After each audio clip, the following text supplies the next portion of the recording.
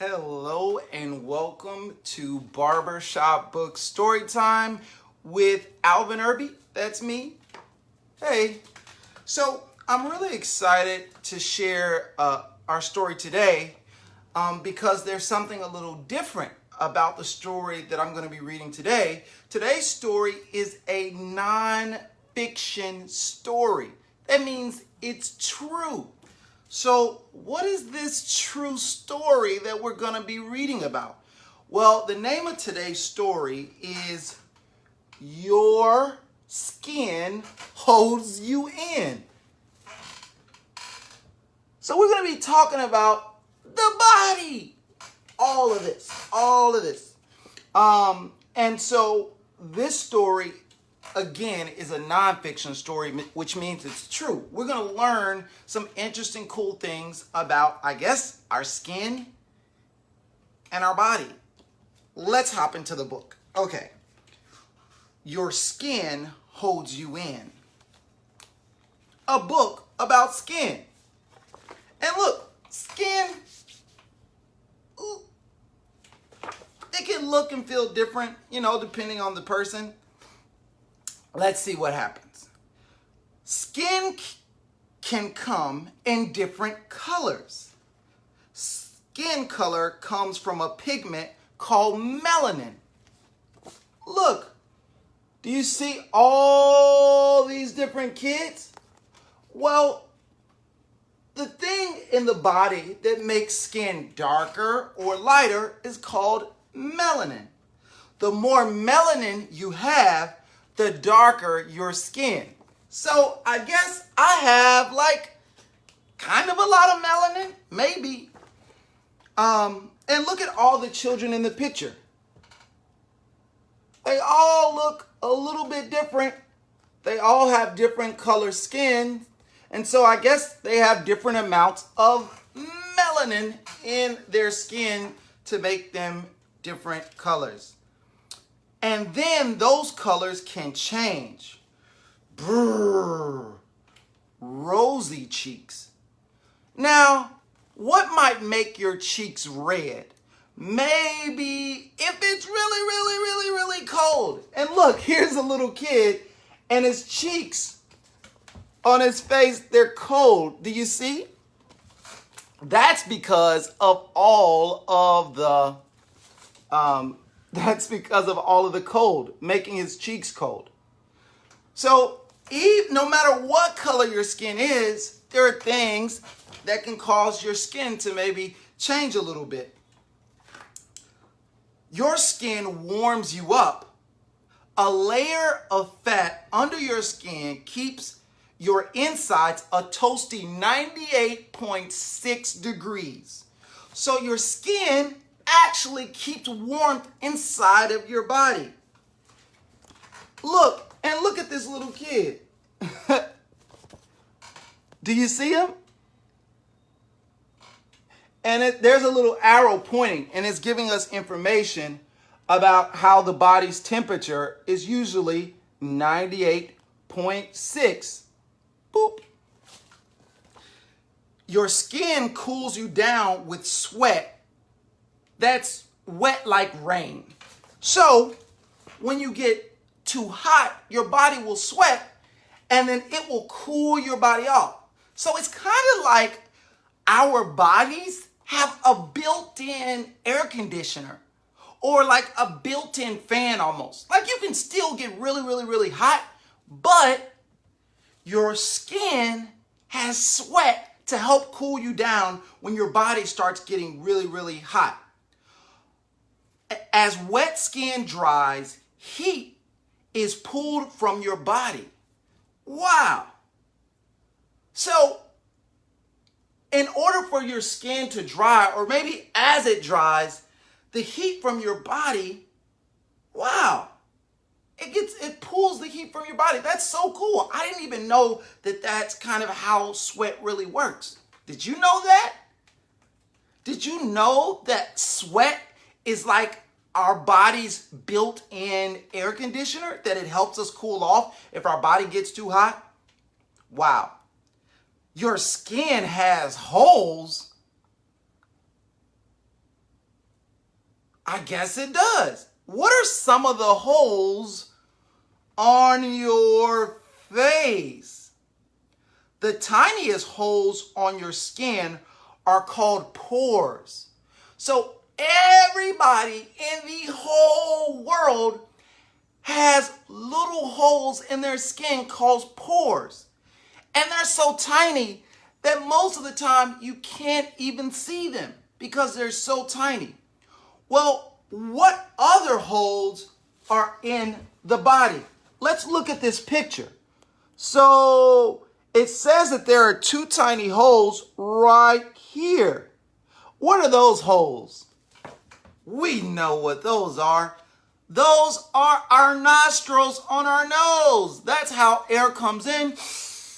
Yes. Right? Also, it helps you to know if food is bad. Have you ever gone in the refrigerator and you smelled something and you were like, ew, this is stinky? Well, that's kind of because, that's what our noses are for. Let's see. What other hole do you see? We talked about the holes on his nose, but look, there's a hole that's pointing right. Do you see it? It's right here. And it's pointing to his ear. So guess what? There's holes on our ears and what? Even his mouth. Do you see it? So look at all of these different holes that are in our skin. Wow. So there's also, what else is on the skin? Oh, and hair and spots and like freckles, like the freckles that appear. Freckles are spots of melanin on your skin. So those little dots sometimes that you might see on some people, sometimes those are freckles. And here's a guy right here who happens to have like a little freckle, a little spot. There's an arrow even pointing to it. Do you see it? And there's hair under his nose and even around his mouth and his chin. I think you all know what we're talking about. We're talking about a beard. Now, I don't have a beard. You can look. There's a little hair growing because I haven't shaved in a while, but I don't have like a big beard that goes all the way around. I just have like this little goatee and a little mustache. So there are lots of things that can grow on your skin, like spots, like hair, like a beard or a goatee. You want to know a secret? Okay. There's also another little piece of hair that has a cool name. I'm going to see if you can find it. So under your bottom lip, or under my bottom lip, there's a little patch of hair. Do you see it? It's right here. This little patch of hair that is great when you're thinking. Like sometimes when I think, I go, Well, this hair right here is called a soul patch. I don't know who came up with the name, but that's what it's called. Do you know someone that has a soul patch of hair right here under their bottom lip? Well, you could go up to them and say, hey, that's a cool soul patch. And they would probably go, thank you. All right, let's keep reading. Your skin can fix itself too. It can? Under this scab, your body is making new skin. Oh, so if you like have a bruise, like let's say you bump your hand or you hurt your arm and there's a bruise, well, guess what? Your skin can heal itself. And so when you see a scab starting to form over some type of bruise, that just lets you know that your skin is working to fix itself. And look, if you look at this picture, it can show us what a bruise looks like on day 2. Do you see it? It says right here, day 2. And do you see that little bruise? Yes. Guess what? There are other things that happen. Let's look at day 6. It's still healing. But then look at day 12. You can barely even see it. Let me see if I can do this. Can you see it? Here it is, day 12. It looks all healed up. You don't even really see the scar. Well, that's exactly what your skin does. It can heal itself if you give it time. A scab is like a Band-Aid made of blood. Whoa! So a scab grows over a bruise that you have, and it helps keep stuff out of the bruise, right? Because it's hard. So it's kind of like our body's own Band-Aid. That's kind of cool, I think. Did you know that our body had its own kind of Band-Aid? Yeah, right? Let's see what else happened. Your skin grows as you sleep. Did you know that? Did you know that our skin actually grows as we sleep? Did you know that? How cool is that? It stretches too. All right, so here's someone sleeping, and even while she's sleeping, her skin is growing. Did you know that your skin grows? Cool. Okay, and look, here's an example of how your skin stretches. Now, why is this woman's skin stretching? Well, it's because she has a baby in there. Man, looks pretty stretchy. All right, skin is thick on your hands, but the skin on the bottom of your feet is the thickest. Did you know that? Okay, I'm gonna tell you a quick little secret. One time, I went trekking. That's kind of like walking, kind of like hiking through a jungle in a country called Peru. And when we were trekking through the jungle, there were people walking with us who lived there, and they didn't have shoes on. And I was like, oh man, I wonder do their feet hurt? But guess what? It was almost like they were really, really comfortable because they were used to walking around all the time without any shoes outside, because we were out in nature, and it was comfortable for them. And guess what? Now I'm realizing, I think it's because the skin on the bottom of our feet, it's really thick. And if you're always walking outside without shoes, you definitely shouldn't do that if you're in a city or somewhere like that where there may be lots of litter or there could be sharp things on the ground that could hurt your feet. But if you're out in nature and there's not a lot of sharp stuff or things that could hurt your feet, well, guess what? Some people can develop really hard skin on their feet that almost makes their own feet kind of like shoes. Isn't that cool? Okay, let's find out other stuff about feet and about the skin on our feet. Wait, did you know that the skin on our feet, it's 3 layers deep? Like 1, 2, 3. Like, that's a lot of skin. All right, let's find out what's going on. So, the top layer is called the epidermis. It's about as thin as a piece of paper. So we all have a first layer of skin on our whole body called the epidermis. That's an interesting word, epidermis. Can you say that?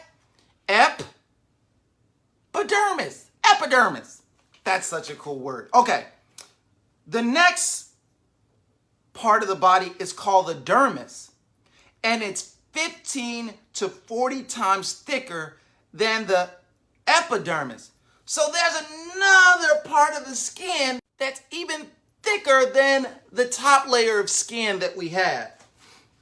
And then the thickest layer changes from person to person. Wow, I didn't know that people can have different. Wow, that's really, really cool. And look, this book even has this cool graphic that shows us what the different layers of the body looks like. For those of you who are just tuning in, today we're reading a story called Your Skin Holds You In. And this book, It's a nonfiction story that teaches us about our skin. We've already learned that there's this thing in our skin called melanin that determines kind of like, like how dark your skin is. So some people may have like a lot of melanin, and then other people may have just a little melanin. But guess what? Whether your skin is really dark or it's light, it's all beautiful. And you should absolutely love, love, love your skin because it does so many important things for us, like keep us warm or even help us cool off. Let's keep learning about skin. And it feeds what? That's funny. And it feeds an entire zoo? What do you mean? There aren't animals that can wait, does our skin feed an entire zoo? Oh, it says not this kind, and there's like an elephant. Do you see it? And there's like a giraffe. So it said not those kinds of animals.